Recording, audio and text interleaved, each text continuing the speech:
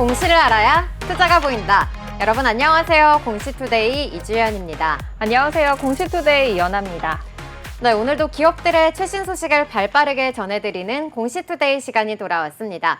흥미진진한 공시 이야기와 함께 재밌고 유익한 정보들 가득 담아왔으니까요. 끝까지 집중해보시면 좋겠습니다. 네, 또 새로운 소식과 함께 경제 트렌드 쏙쏙 뽑아 알려드릴 테니까요. 채널 고정해 주시기 바랍니다.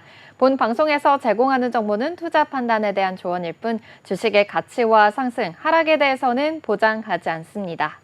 그럼 공시투데이 공투 지금 시작합니다.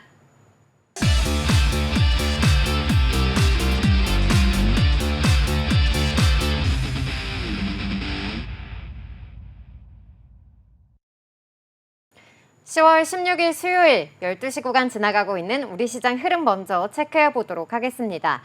간밤 미증시 3대 지수는 하루 만에 색깔이 바뀌는 모습이 나타났는데요. 일제히 하락 마감했습니다. 시장이 이렇게 하루 만에 급변한 데에는 ASML의 실적 발표가 영향을 줬는데요. 시장 기대치를 밑도는 수주 잔고와 함께 또 내년 가이던스를 하향 조정하면서 ASML은 16.3%의 급락세를 나타냈습니다. 또 미국이 국가별로 반도체 수출 상한선을 검토하겠다라는 소식이 전해지면서 반도체 투심을 끌어내렸는데요. 이로 인해서 필라델피아 반도체 지수는 5.28% 급락세를 보였습니다. 또 이스라엘이 이란의 핵시설이나 또 원유시설이 아닌 이 군사시설로 변경해서 타격할 수 있다라는 소식이 전해지면서 WTI는 4%대 하락하는 모습을 보였고요. 이로 인해서 에너지 섹터도 약세를 보였습니다. M7 종목 가운데서는 애플의 상승세가 돋보였는데요. 아이폰 출하량이 전년 대비 3%대 증가했다라는 소식이 전해지면서 장중에는 사상 최고치를 기록하기도 했습니다.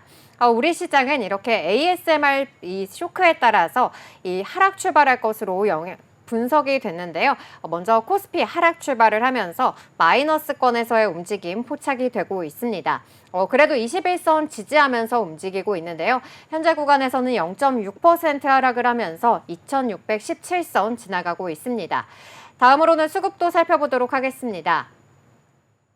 네, 오늘 외국인과 기관의 동반 매도세가 나타나고 있습니다. 갈수록 매도 규모를 확대해 나가는 모습이고요.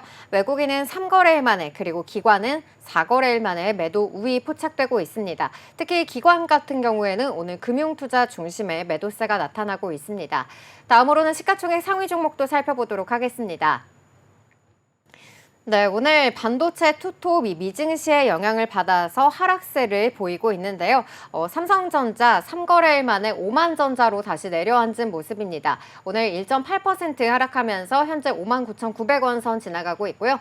SK하이닉스 역시도 1.45% 하락한 채 움직이고 있습니다.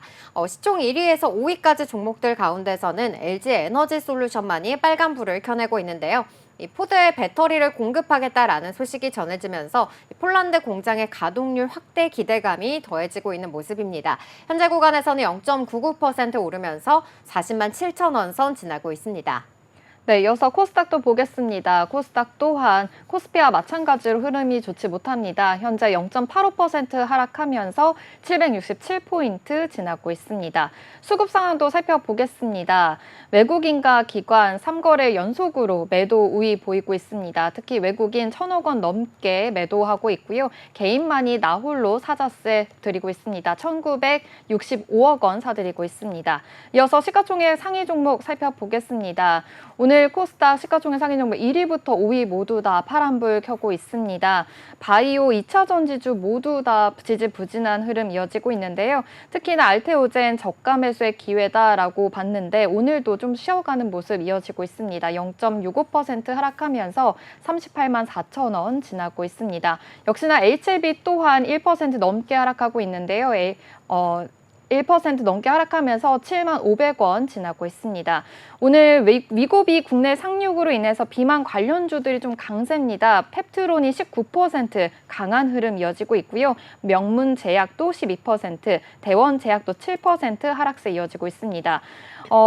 ASML 그 실적 부진으로 인해서 이 반도체 관련된 코스닥 상장 기업들도 하락세 이어지고 있습니다. 메가터치 10% 하락하고 있고요. 유진테크도 8% 하락세 이어지고 있습니다. 지금까지 이 시각 시장 상황 알아봤습니다.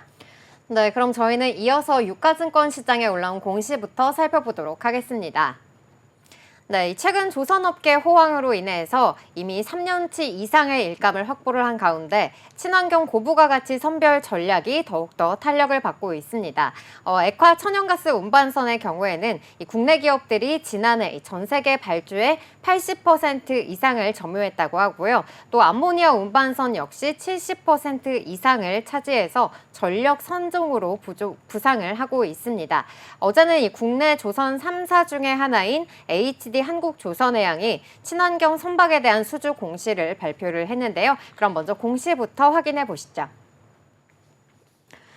HD 한국조선해양은 오세아니아 선사와 초대형 암모니아 운반선 두 척에 대한 건조 계약을 체결했다고 지난 15일 밝혔습니다. 총 수주 금액은 3,396억 원으로 이번에 수주한 암모니아 운반선 두 척은 HD 현대중공업에서 건조돼 2027년 9월까지 선주사에 인도될 예정입니다. 네, 이번 공급 계약까지 포함을 해서 올해 현재까지 전체 수주 1위가 바로 HD 한국조선해양이라고 합니다. 이번 달만 하더라도 여러 가지의 수주 계약을 좀 따냈거든요. 이 수주 소식도 좀 전해주시죠. 네, HD 한국조선해양은 아시아선사와 이 초대형 에탄 운반선 두 척, 그리고 오세아니아 선사와 액화 천연가스 운반선 두 척, 또 아시아선사와 액화 천연가스 벙커링선 한 척에 대한 건조 계약을 연이어 체결했다고 지난 2일 공시했는데요. 총 수주 금액은 8,814억 원에 달한다고 합니다. 이번에 수주한 에탄 운반선 두 척은 HD 현대3호에서 건조돼서 2027년 9월까지 인도되고요. LPG 운반선 두 척은 HD 현대 미포에서 만들어져서 2027년 7월까지 선주사에 인도될 예정입니다. LNG 벙커링선 한 척 역시도 2027년 5월을 기한으로 HD 현대 미포에서 건조된다고 합니다. 또 올해 실적 물량도 LNG 운반선 8척, LNG 벙커링선은 3척, 액화 천연가스 그리고 암모니아 운반선 46척 등이 주를 이루고 있는데요. HD 한국조선해양은 이번 수주를 포함해서 현재까지 해양설비 한 기를 포함해서 총 169척, 188억 4천만 달러를 수주해서 연간 수주 목표 135억 달러, 139.5%를 달성했는데요. 지난해에도 국내 조선업체 중에서 가장 많은 선박과 금액을 따내서 1위를 기록한 바 있기도 합니다. 네, 이렇게 살펴보니까 특히나 LNG, 친환경 선박 건조 부분에서 좀 수주가 눈에 띄는 것 같습니다. 최근 또 암모니아 이중 원료 엔진 개발 소식도 밝혀졌는데요. 이 소식도 좀 구체적으로 좀 알려주시죠. 네, HD 현대중공업이 또 무탄소 연료인 암모니아 이중연료 엔진 개발에 성공했다는 소식이 지난 10일 전해졌는데요. 고압 직분사 방식으로는 세계 최초의 암모니아 엔진이라고 합니다. HD 현대중공업은 최근 울산 본사 엔진기술센터에서 글로벌 주요 7개 선급 관계자들이 참석한 가운데 힘센 암모니아 이중연료 엔진에 대한 형식 승인 시험을 완료했다라고 밝혔는데요. HD 현대중공업 관계자는 이 힘센 암모니아 엔진에 대한 세부 심사 및 적합성 검토가 완료됨에 따라 상용화에 본격적으로 나설 방침이라고 전했습니다. HD 현대중공업이 개발한 이 성공한 암모니아 엔진은 암모니아 운반선을 비롯해서 일반 상선의 발전 및 추진용으로 적용이 가능하다고 하고요. 또 지금까지 개발된 암모니아 엔진은 암모니아 연료와 공기를 섞어서 엔진 연소실에 공급하고 이를 압축해서 연소시키는 방식이었다고 한다면은 이번 개발에 성공한 고압 직분사 방식은 엔진 연소실에서 공기를 압축시킨 후에 높은 압력으로 암모니아와 그리고 연료를 분사해서 연료시키는 방식입니다.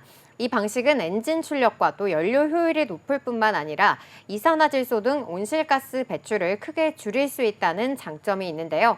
HD 현대중공업은 최적의 연료 분사 시점과 기간을 설정해서 암모니아 연소율을 극대화하는 동시에 또 선택적 촉매 환원 장치를 활용해서 배기가스 내 질소 산화물과 미연소 암모니아 양을 최소화했다고 하고요. 또한 독자 개발한 일체형 암모니아 스크러버를 적용해서 암모니아 배출량을 대폭 줄이는 데도 성공했다고 합니다. HD 현대중공업은 이 엔진을 육상 발전용 시장에도 공급할 계획이라고 덧붙이기도 했습니다. 네, 이렇게 HD 현대중공업 세계 최초의 암모니아 엔진 개발까지 하면서 좀 계속적으로 수주와 엔진 개발까지 하고 있다는 소식 알아봤습니다. 그렇다면 증권가에서는 이번 상분기 실적 어떻게 바라보고 있을까요? 네, SK증권에 따르면 이 3분기 연결 기준 매출액은 전년 동기 대비 21.3% 증가한 6조 1,157억 원, 영업이익은 YOY 기준 414.6% 증가한 3,549억 원으로 추정한다고 밝혔습니다. 이전 분기까지 누렸던 이 환차익 요익이 환율 하락으로 인해 감소하기는 했지만 이는 후판 가격 인하 효과로 충분히 상세가 가능하다고 판단을 했고요. 다만 조업일수 감소에 더해서 임단협 타결 불발로 인한 노조 부분의 이 파업 지속에 따라서 고정비가 증가를 하면서 컨센서스 3,672억 원을 소폭 하회할 것으로 추정된다고 전했습니다. 하지만 현재까지 약 3.5년치 이상의 수주 잔고 레벨을 확보해 놓은 상황으로 단기 내 이 수주 규모에 지나치게 중점을 둘 이유가 없는 데다가 또 올해 남은 4분기를 포함해서 내년까지도 확실하게 수익성이 보장되는 선종 및 그리고 계약 성과를 바탕으로 해서 선별 수주 전략을 통한 조선 자회사 및 또 이익 성장은 지속될 것이라고 예상한다고 밝히기도 했습니다. 또 내년부터 이 가스 운반선의 우호적인 발주 환경에 따른 수혜와 더불어서 HD 현대중공업 그룹의 글로벌 친환경 선박 발주 시장에서의 입지는 점진적으로 확대될 수밖에 없다는 판단에 따라서 목표 주가를 기존 23만 원에서 25만 2천 원으로 상향 조정했습니다. 네, 이렇게 우리 조선사들이 고부가가치 제품 선별 수주로 인해서 수익성을 계속해서 높여 나가고 있는데요. 중국 조선사들의 추격이 좀 만만치 않다는 소식이 있거든요. 어떻게 된 일인가요? 네, 지난달 이 15일 업계에 따르면요. 올해 1월부터 9월까지 전 세계 선박 누주 수주 1,733척 가운데 중국이 70%에 달하는 1,222척을 수주했다고 하고요. 한국은 201척으로 18%를 기록했다고 합니다. 한국이 2019년 이 글로벌 신규 선박 수주량에서 중국의 1위를 내준 뒤에 격차가 점점 벌어지고 있는 흐름이 나타나고 있는 건데요. 중국은 자국의 발주 물량과 또 저가 공세로 인해서 수주를 좀 공격적으로 확대해 나가는 모습입니다.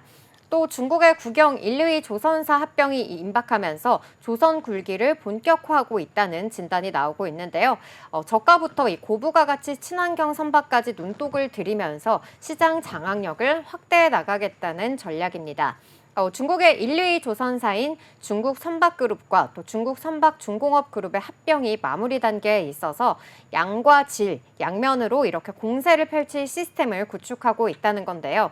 합병이 마무리되면 자산 규모만 4천억 위약, 약 76조 원에 달하는 공룡 조선사가 탄생하게 된다고 하고요. 이는 국내 최대인 HD 현대중공업의 4배 수준이라고 합니다. 중국이 그동안 저가 선박 수주에 집중을 했다라고 한다면은 이번 합병을 발판 삼아서 고부가 가치 선박 수주에도 본격적으로 나서면서 시장을 공략하겠다는 계산이 엿보이는 건데요. 기술적인 측면에서도 현재 이 중국에서의 존재감이 드러나고 있습니다. 특히 올해 1월 중국 조선사인 후둥중화는 카타르 에너지로부터 26만 제곱미터급 초대형 LNG 운반선 8척을 수주한 바 있는데요. 건조 기술이 상당히 까다롭고 또 어렵다고 알려져 있는데 이 중국이 수주한 건 처음이어서 수주 자체에도 굉장히 큰 의미를 두고 있는 모습입니다. 한국이 여전히 이렇게 고부가 가치 선박 관련 기술력에서는 앞서고 있지만은 당장 내년부터 이 친환경 선박 절반 이상을 수주하겠다, 점유하겠다라는 이 중국의 목표를 주시할 때다라는 지적도 함께 나오고 있습니다. 네, 여기까지 HD 한국조선해양의 공시 살펴봤습니다. 네, 다음 코스피 기업도 알아보겠습니다. 디젤 엔진 및 방산 정자통신 분야 전문 제조업체죠. STX 엔진 알아보겠습니다. 이 STX 엔진은요, 2001년에 쌍용 그룹에서 계열 분리를 했는데요. 2004년 기존 STX 지주회사를 두고요, 디젤 엔진과 사업 부문을 분할해서 현재의 STX 엔진으로 상호를 변경했습니다. 2014년 이후에는 STX 그룹으로부터 계열을 분리했습니다. 크게 3개의 사업을 영위하고 있는데요. 먼저 민수 부문은 매출 비중이 45%고요. 육상과 해상용 발전 엔진과 또 부품 유지와 또 보수 작업을 진행하고 있습니다. 또 매출 비중 40에서 45%인 특수 부문은요, 이 방산용 육상과 해상 엔진을 제작을 하고 있고요. 또 전자통신 부문은 매출 비중 10에서 15%를 차지하고 있는데 이 소나 체계와 레이더 그리고 전술 통신 체계 등의 사업을 영위하고 있습니다. 이 STX 엔진이 하나오션과 401억 원 규모의 공급 계약을 체결했다라는 공시가 어제 전해졌는데요. 자세한 공시 먼저 살펴보겠습니다. STX 엔진은 하나오션과 401억 원 5천만 원 규모의 예인 음탐기 그리고 어뢰 음향 대양 체계 공급 계약을 체결했다고 15일 공시했습니다. 지난해 연결 기준으로 매출액의 6.37% 규모입니다. 계약 기간은 약 4년으로 2028년 6월 30일까지입니다. 이 STX 엔진이 공급할 장비들은 잠수함이나 이 수상함에 탑재되는 이 함정용 소나 체계인데요. 감시와 정찰 용도라고 볼 수 있겠습니다. 이 예인 음탐용의 경우에는요, 적 잠수함을요 조기에 탐지해서 식별과 추적할 수 있는 저주파 수동 음탐 체계다라는 것을 볼 수가 있겠고요. 또 어뢰 음향 대양 체계는요, 어뢰를 탐지하면서 유인과 또 교란을 하면서 함정을 좀 안전하게 대피시키는 그런 역할을 하게 됩니다. 일각에서는 이 장비가 장보고 3 배치 2 3번 함에 적용될 것이다라고 관측을 하고 있는데요. 이 앞서서 하나오션은요, 지난해 방위사업청으로부터 1조 1,019억 원 규모의 장보고 3 배치 2 3번 함 건조 사업을 수주를 했습니다. 이 하나그룹에서 편입된 이후에 처음으로 수주한 잠수함인 건데요. 올해 이렇게 후반기 건조에 착수를 하면서 2029년까지 건조를 완료하게 되고 시운전을 거쳐서 2031년에 해군에 인도가 되겠다라는 목표까지 세우고 있습니다. 이렇게 하나오션에서는요, 이들 장비가 좀 어떤 함정에 적용될지 보안상 이유를 밝힐 수 없다라고 했는데요. 이렇게 큰 함에 지금 STX 엔진이 좀 사용될 가능성까지 있다라는 점도 포착해 보시기 바랍니다. 네, 이렇게 STX 엔진과 그리고 또 하나오션의 이 공급 계약 공시를 살펴봤는데요. 또 STX 엔진이 10월 초에 열렸던 국제방위 산업 전시회에 참가를 하면서 디젤 엔진을 또 국내 최초로 선보였다고 합니다. 이 소식 좀 자세하게 짚어주시죠. 네, 맞습니다. 이 STX 엔진이요, 10월 2일부터 6일까지 충남 계룡대에서 개최되는 대한민국 국제방위사업 전시회 2024에 참가를 했습니다.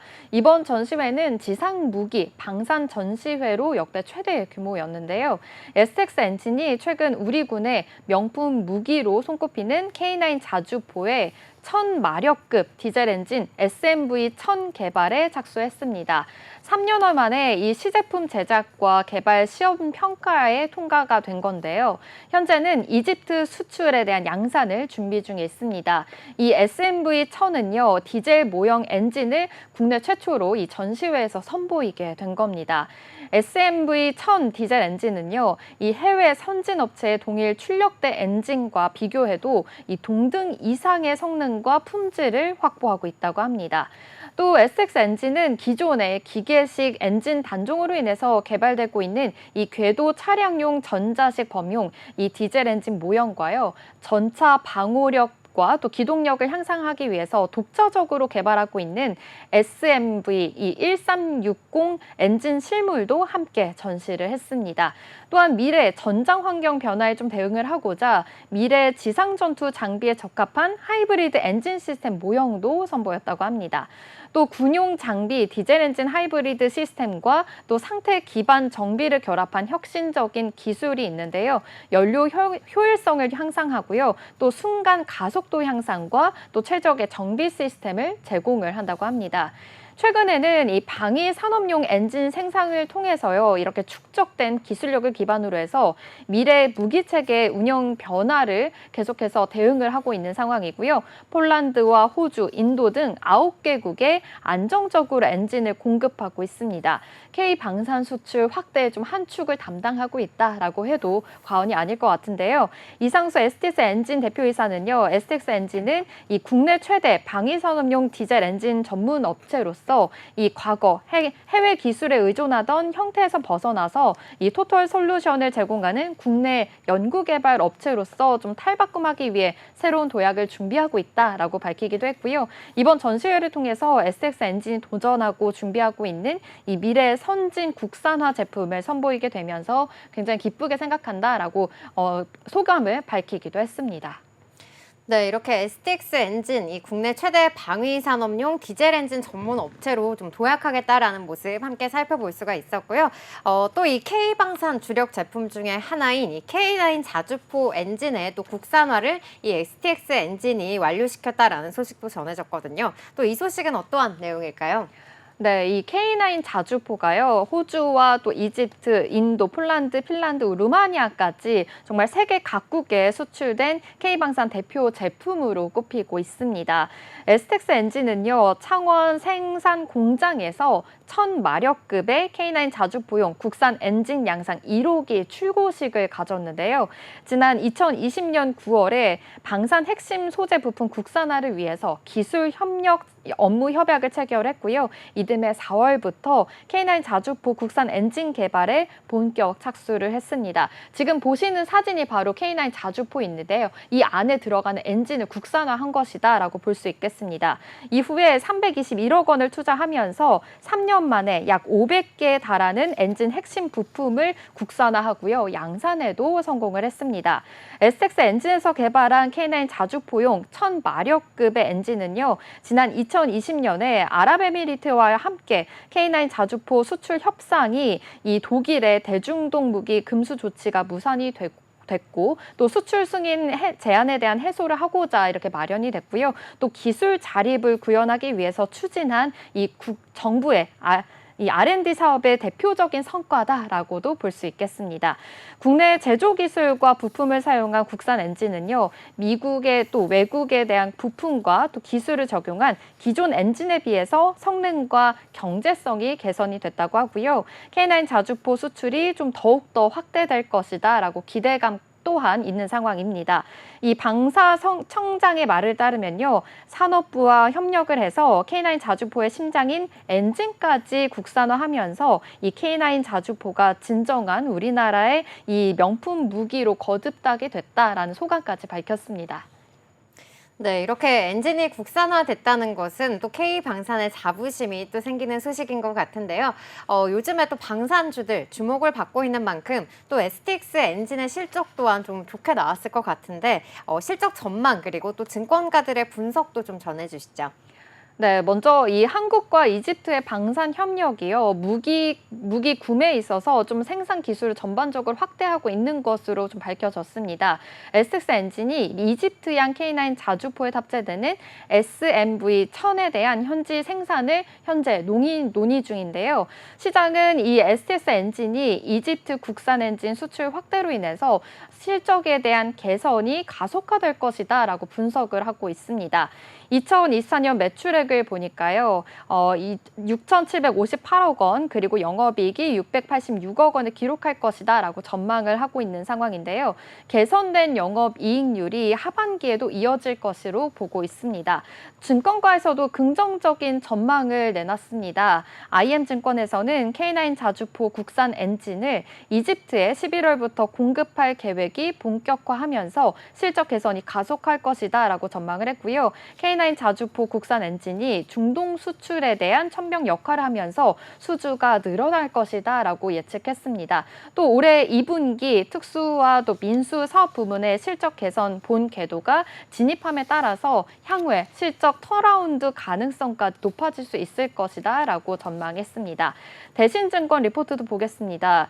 이 특수 사업 부문에서 전년 대비해서 29% 이상 매출을 좀 기록할 것이다라고 보고 있고요. 실적 개선을 이끌 것이다라고 예측했습니다. 특히 이렇게 K9 자주포에 대한 국산화에 대한 수혜가 계속해서 전망이 되고 있는 상황이고요. 중장기적 관점에서 보자면 이 특수 부분에 더해져서 민수 부분의 개선 여부까지 확인을 하면서 좀 접근이 가능한 시기다라고 판단하기도 했습니다. 네, 그럼 저희는 지금까지 살펴본 기업들에 대한 공시 요약해 보도록 하겠습니다. HD 한국조선해양의 공시 요약입니다. HD한국조선해양은 오세아니아 선사와 초대형 암모니아 운반선 두 척에 대한 건조 계약을 체결했다고 지난 15일 밝혔습니다. 총 수주 금액은 3,396억 원 규모고요. 지난 2일에는 아시아 선사와 총 8,814억 원에 달하는 초대형 에탄 운반선 두 척, 오세아니아 선사와 액화 석유가스 운반선 두 척, 그리고 아시아 선사와 액화 천연가스 벙커링선 한 척에 대한 건조 계약을 연이어 체결했다고 공시했습니다. 이로 인해 HD한국조선해양은 현재까지 연간 수주 목표 135억 달러에 139.5%를 달성했습니다. 한편 지난 10일에는 고압 직분사 방식 무탄소 연료인 암모니아 이중연료 엔진 개발에 성공했다는 소식이 전해지기도 했는데요. SK증권은 HD한국조선해양에 대해 이미 3.5년치 이상의 수주 잔고 레벨을 확보해놓은 상황에서 이익 성장은 지속될 것으로 예상한다면서 목표 주가를 25만 2천 원으로 상향 조정했습니다. STX 엔진 공시 요약입니다. 하나오션과 401억 5천만 원 규모의 예인 음탄기와 어뢰 음향 대양 체계 공급 계약을 체결했다고 15일 공시했습니다. 지난해 연결 기준으로 매출액의 6.37% 규모입니다. 계약 기간은 약 4년으로 2028년 6월 30일까지입니다. 대한민국 국제방위산업전시회 2024에 참가해서 우리 군의 명품 무기로 손꼽히는 K9 자주포의 1000마력급 디젤 엔진 SMV-1000의 모형을 최초로 선보였습니다. 이 디젤 엔진은 해외 선진업체 동일 출력대 엔진과 비교해도 동등 이상의 성능과 품질을 확보하고 있습니다. STX 엔진은 최근 방위산업용 엔진 생산을 통해 축적한 이 기술력을 기반으로 해서 미래 무기체계 운영 변화에 대응하고 폴란드, 호주, 인도 등 9개국에 안정적으로 엔진을 공급함으로써 K방산 수출 확대의 한 축을 담당하고 있습니다.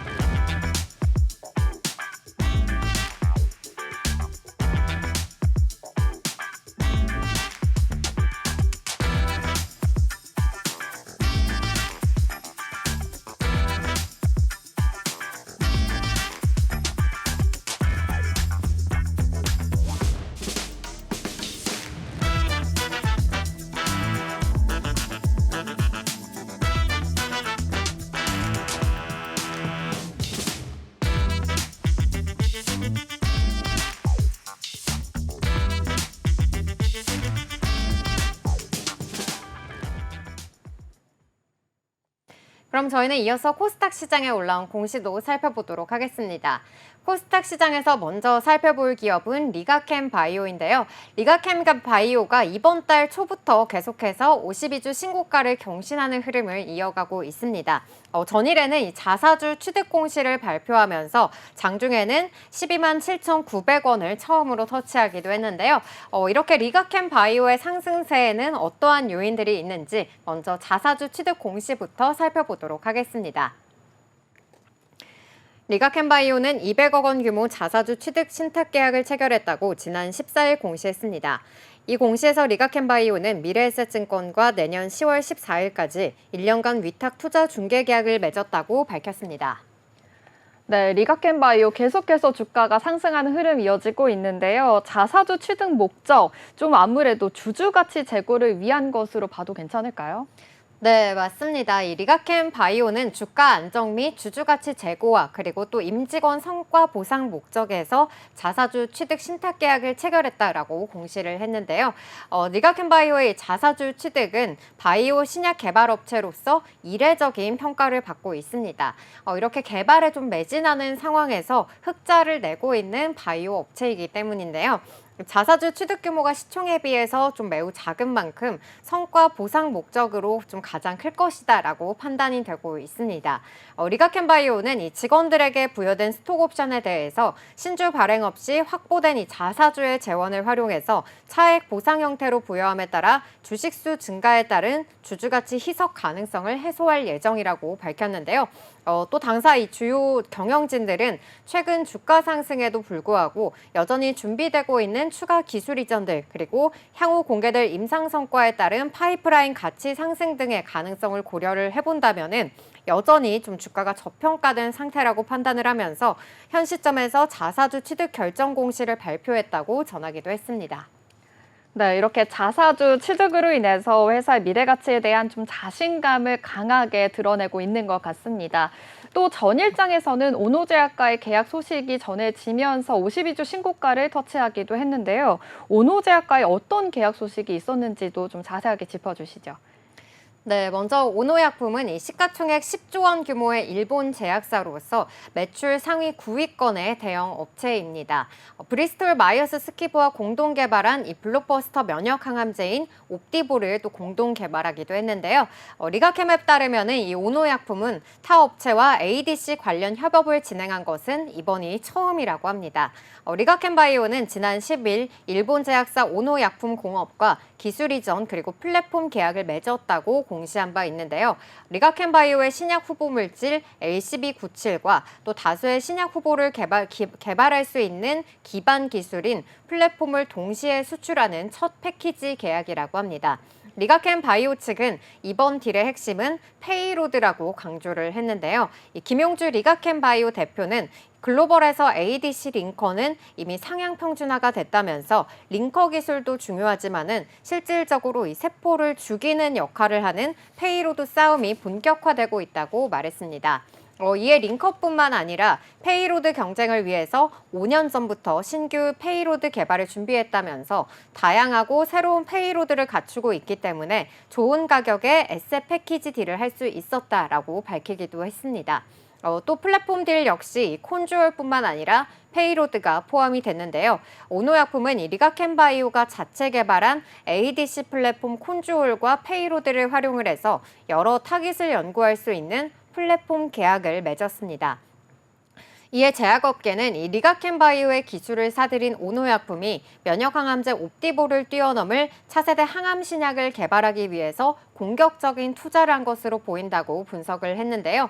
옵디보의 이 주요 물질 특허가 유럽과 또 미국에서 2027년부터 만료가 되기 때문입니다. 이에 따라서 오노약품 측에서는 글로벌 항암제 시장에 통할 만한 새로운 성장 동력을 서둘러서 확보해야 하는 상황인 건데요. 오노약품이 리가캠 바이오에서 도입한 이 신약 후보 물질은 암세포에서 많이 발현되고 있는 단백질 L1CAM을 공략하는 항체 약물 접합제인 LCB97입니다. ADC는 이 암세포와 결합하는 항체의 약물을 붙여서 정확하게 전달하는 차세대 항암제 기술인데요. LCB97도 정상세포를 피해서 암세포에 가서 달라붙은 뒤에 항암 치료 효과를 내는 걸로 알려져 있습니다. 한편 이 LCB97은 아직 임상시험 단계에는 진입하지 않은 걸로 알려져 있는데요. 이 현재 시장에서 임상시험 중인 L1CAM 표적 약물은 없는 만큼 리가캠의 경쟁자가 아직은 없다는 이야기로 볼 수가 있겠습니다.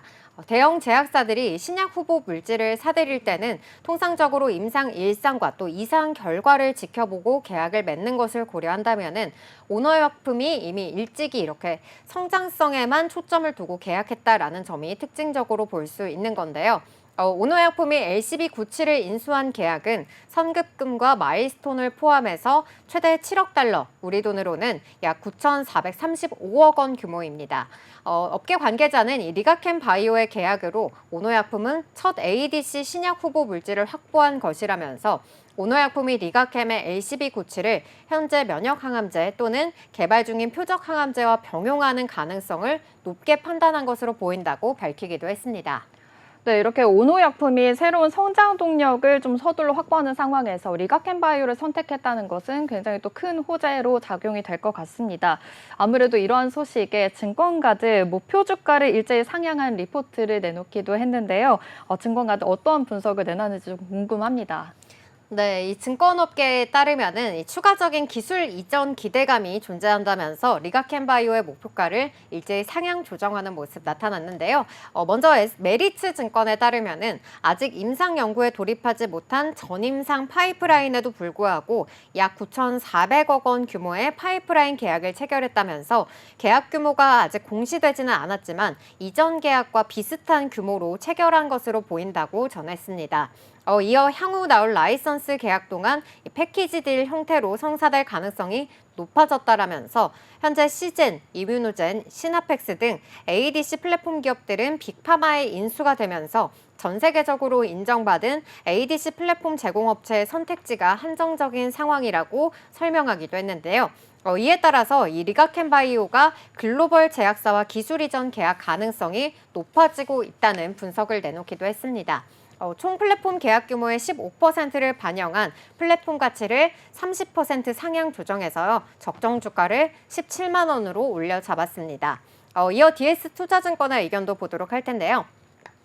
이 DS투자증권에서는 ADC 플랫폼은 잇따른 빅파마의 ADC 인수합병으로 인해 공급자 감소로 가치가 매년 증가하고 있다라고 밝혔고요. 리가켄바이오는 추가 플랫폼 기술 이전을 할 수 있는 충분한 역량을 갖췄다라고 보면서 타겟당 계약 조건은 오노공업 딜보다 더 증가할 것이라는 의견에 따라서 목표가를 기존 14만 원에서 16만 원으로 상향 조정했습니다. 유진투자증권도 리가켄바이오의 목표가를 종전 14만 원에서 16만 원으로 상향 조정했는데요. 이번 계약 외에도 여전히 추가적인 ADC 플랫폼 기술 이전 계약 협상이 진행되고 있는 걸로 파악이 된다면서 파이프라인 플랫폼 기술 이전 계약이 체결되고 임상 결과들이 가시화되면서 기업 가치가 지속적으로 상승할 것이다 라고 덧붙이기도 했습니다. 여기까지 리가켄바이오의 공시 살펴봤습니다. 네, 이어서 다음 코스닥 기업도 알아보겠습니다. 이 IP 콘텐츠 기업이자 미디어 기업 캐리소프트입니다. 아이를 키우시는 투자자분들은 많이 아실 것 같은데요. 특히 캐리라는 캐릭터를 이용해서 이 키즈와 패밀리 분야에서 자체 IP로 인기를 끌고 있습니다. 이 캐리어 친구들, 또 캐리와 슈퍼걸스라는 이 활용한 영상과 애니메이션 콘텐츠를 기획하고 제작을 하고 있는데요. 또 부가적으로는 뮤지컬 공연과 또 다수 IP 상품, 그리고 캐리 키즈 카페 등을 운영을 하고 있습니다. 특히 이 캐리소프트는요, 키즈와 패밀리 콘텐츠를 기획하고 제작을 하면서 유튜브와 OTT, 그리고 IPTV 등 다양한 플랫폼에서 자체 채널을 운영하고 있는데요. 좀 탄탄한 팬덤 또한 가지고 있다라는 점도 볼 수가 있었습니다. 이런 인지도를 바탕으로 해서요, 메타버스라는 새로운 트렌드에 발맞춰서 아이들이 직접 참여하고 또 소통할 수 있는 새로운 놀이터를 제공하고자 이 캐리버스를 개발에 나서기도 했는데요. 특히 이 캐리버스는요, 캐리소프트의 인기 캐릭터 이 캐리를 중심으로 해서요, 메타버스 블록체인 게임입니다.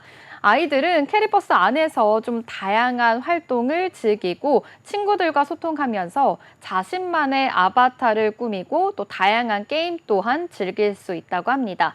이처럼 이 캐리소프트는 어린이 콘텐츠를 넘어서요, 메타버스 게임 시장까지 영역을 확장을 하고 있는데요. 새로운 도약을 위해서 계속해서 노력을 하고 있는 모습입니다. 이뿐만이 아니라 헬로캐리 영어라는 어린이 영어 교육 사업 또한 시작을 했습니다. 지난 6월에는요, 저출산 극복을 위한 정부 대책 발표가 있었습니다. 이때 아이와 관련된 종목들이 굉장히 또 많이 강세를 보이기도 했었는데요. 이때 캐리소프트도 함께 주목을 받았습니다. 캐리소프트가 속한 이 온라인 교육주 관련해서는요, 아이스크림 미디어가 있고요. 애니 능률과 또 비상교육, 유비용까지도 또 영위를 하고 있습니다. 네, 캐리소프트 이렇게 좀 저출산 정책 관련 수혜주로 항상 좀 주목을 받고 있는 모습인데요. 앞서 말씀해 주신 대로 굉장히 뭐 유튜브라든지 또 OTT, IPTV 등 다양한 콘텐츠를 개발하고 있는 것 같습니다. 그런데 이번 공시는 또 유상증자를 발행하겠다라는 공시가 전해졌다고 하는데요. 어떠한 내용일까요? 네, 맞습니다. 이 캐리소프트가요, 재무구조 개선과 또 사업 모델 확장을 위해서 114억 원 규모의 유상증자를 추진한다라고 15일 밝혔습니다. 이 캐리소프트는 이사회를 열어서 104억 원의 제3자 배정 유상증자와요, 또 10억 원의 일반 소액 공모를 결의했다고 공시했습니다. 먼저 10억 원 규모의 운영자금 조달을 위해서 일반 공모 방식의 유상증자를 하는데요. 일반 공모 청약 예정일은 오는 10월 21일입니다. 신주 상장 예정일은 11월 14일입니다. 또한 운영자금과 채무 상환자금 조달을 위해서 104억 원 규모의 제3자 배정 유상증자도 결정했습니다. 신주 발행가액은 주당 3,720원입니다. 신주 상장 예정일은 오는 12월 20일입니다. 회사 관계자는 이번 유상증자를 추진한 배경에 대해서 재무구조 개선을 통한 재무 건전성 확보와 신성장 동력을 확보함으로써 제2의 성장 모멘텀을 구축할 것이다 라고 말했고요. 기존 사업 부문에서 효율성 제고와 더불어서 이 신규 사업 부문 구축에 드라이브를 강하게 걸겠다라는 전사적인 의지까지도 설명했습니다. 또 이번 유상증자를 통해서요, 확보한 이 재원을 신사업 성장 동력이 될 회사와의 인수합병과 제휴 협력 등에 사용할 예정이라고 하는데요.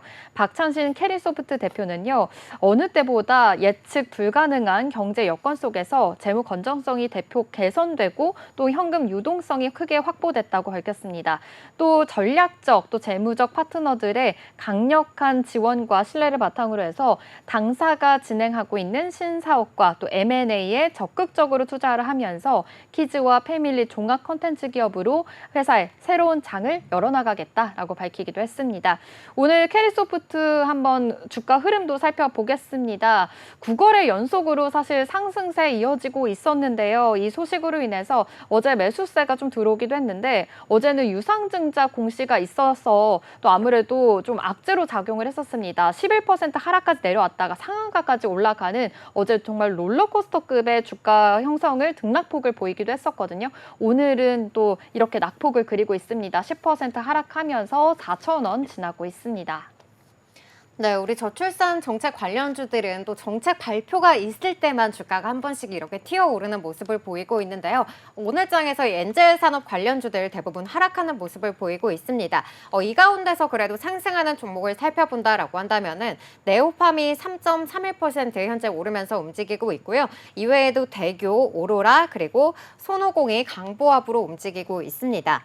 캐리소프트 같은 경우에는 이 기술 특례 중에서도 사업 모델 특례로 인해서 코스닥에 입성한 또 세 번째 회사라고 하는데요. 이 캐리소프트가 또 이렇게 기술 특례 상장을 했다는 점이 놀라운 것 같습니다.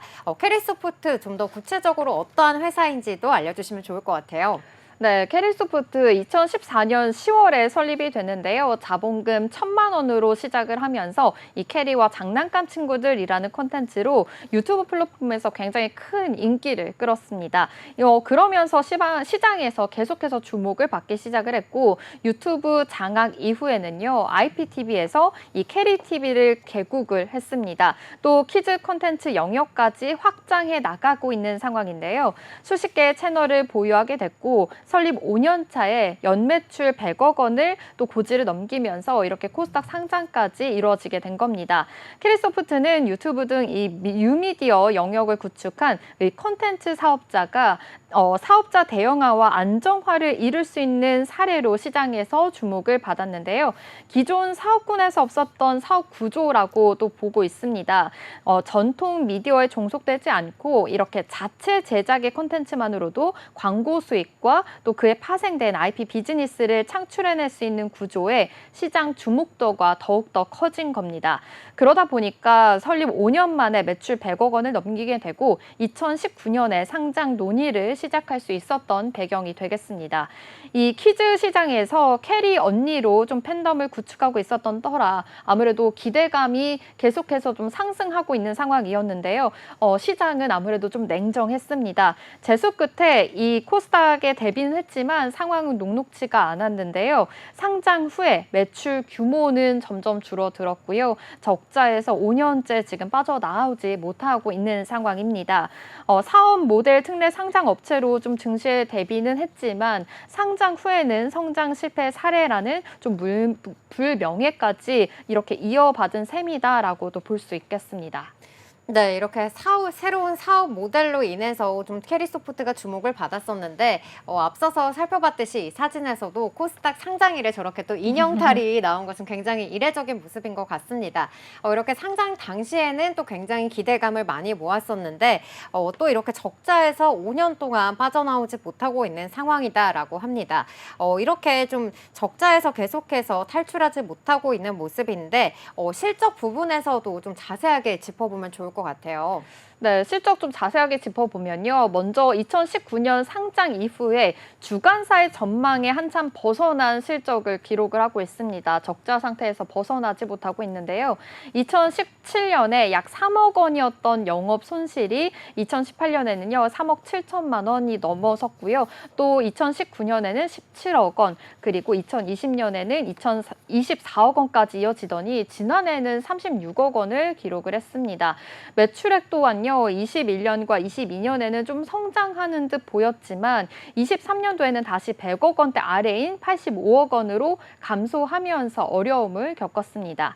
IT 부문은요, 캐리소프트 매출의 좀 절대적인 비중을 좀 차지하고 있는 만큼 대체로 총 매출액과 비슷한 패턴을 보이고 있는데요. 2020년에 코로나 여파로 인해서 크게 감소한 후에 다음 해부터 좀 회복을 하나 싶었는데 작년에 다시 이렇게 감소하는 흐름까지 이어졌습니다. 캐리소프트는 투자 활동에서도 일관되지 않은 현금 흐름을 보이고 있는데요. 이를 보완하기 위해서 재무 활동으로서 주로 은행을 통해서 외부 자금을 조달하고 있는 것으로 확인이 됩니다. 전반적인 현금 감소 추세가 지속되고 있다라는 점도 파악해 볼 수 있었는데요. 특히 이 유동 비율의 급격한 하락은요, 회사의 단기 유동성 문제를 드러내고 있고 또 영업 효율성 개선과 또 유동성 확보를 위한 전략적 대응이 좀 필요한 시점이다라고 시장에서도 보고 있는 상황입니다. 올해 글로벌 시장을 대상으로 해서 출시한 이 메타버스 서비스가 현재 어려움을 좀 극복을 하고 다시 성장 궤도에 오를 수 있을지 이 점도 주목해 보시면서 투자 전략 세워보시기 바랍니다. 지금까지 캐리소프트에 대해서 알아봤습니다. 네, 이렇게 테마주들은 한 번씩 이렇게 테마가 부각받을 때마다 주가가 튀어오르는 만큼 또 재무 구조도 자세하게 살펴보시면서 투자에 유의하시는 게 좋겠습니다. 그럼 저희는 지금까지 살펴본 코스닥 기업들에 대한 공시 요약해 보도록 하겠습니다. 리가켄바이오의 공시 요약입니다. 리가켄바이오는 200억 원 규모 자사주 취득 신탁 계약을 체결했다고 지난 14일 공시했습니다. 리가켄바이오는 주가 안정 및 주주가치 제고와 임직원 성과 보상 목적에서 자사주 취득 신탁 계약을 체결했다고 설명했는데요. 이번 자사주 취득은 바이오 신약 개발업체로서 이례적이라는 평가를 받고 있습니다. 한편 지난 10일에는 일본 제약사 오노약품공업과 기술 이전 플랫폼 계약을 맺었다고 공시한 바 있는데요. 이 계약은 리가켄 바이오의 신약 후보 물질 LCB97과 다수의 신약 후보를 개발할 수 있는 기반 기술인 플랫폼을 동시에 수출하는 첫 패키지 계약입니다. 이로 인해 추가적인 기술 이전 기대감이 존재한다면서 증권가에서는 리가켄 바이오의 목표가를 일제히 상향 조정하는 모습 나타냈습니다. 캐리소프트 공시 요약입니다. 캐리소프트가 재무구조 개선과 사업 모델 확장을 위해서 114억 원 규모의 유상증자를 추진한다고 밝혔습니다. 104억 원의 제3자 배정 유상증자와 10억 원의 일반 소액 공모를 결의했습니다. 이번 유상증자를 추진한 배경에 대해서 재무구조 개선을 통한 재무 건전성 확보와 함께 신성장 동력을 확보함으로써 제2의 성장 모멘텀을 구축할 것이라며 기존의 사업 부문의 효율성 제고와 더불어 신규 사업 부문 구축에 드라이브를 강하게 걸겠다는 전사적인 의지라고 설명했습니다.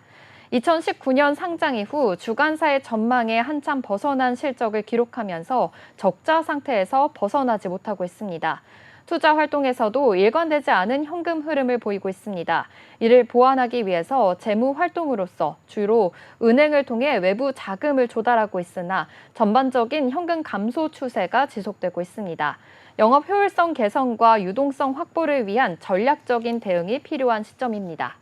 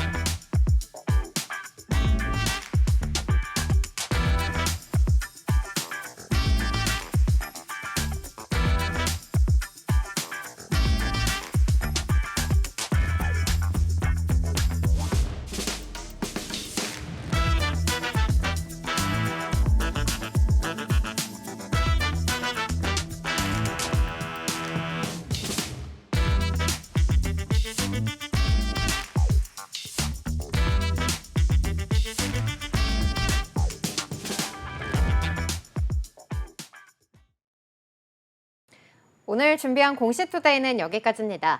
오늘 전해드린 기업 공시와 소식들 여러분의 투자에 도움이 되셨으면 좋겠고요. 내일은 더욱더 알찬 내용으로 찾아뵙도록 하겠습니다. 네, 공시투데이 다시 보기는 네이버 유튜브 채널을 통해 가능합니다. 본 방송에서 제공하는 정보는 투자 판단에 대한 조언일 뿐 주식의 가치와 상승, 하락에 대해서는 보장하지 않습니다. 네, 그럼 오늘도 성공 투자에 한 걸음 더 나아가시길 바라면서 공시투데이는 내일 12시에 계속됩니다. 시청해주신 여러분 고맙습니다.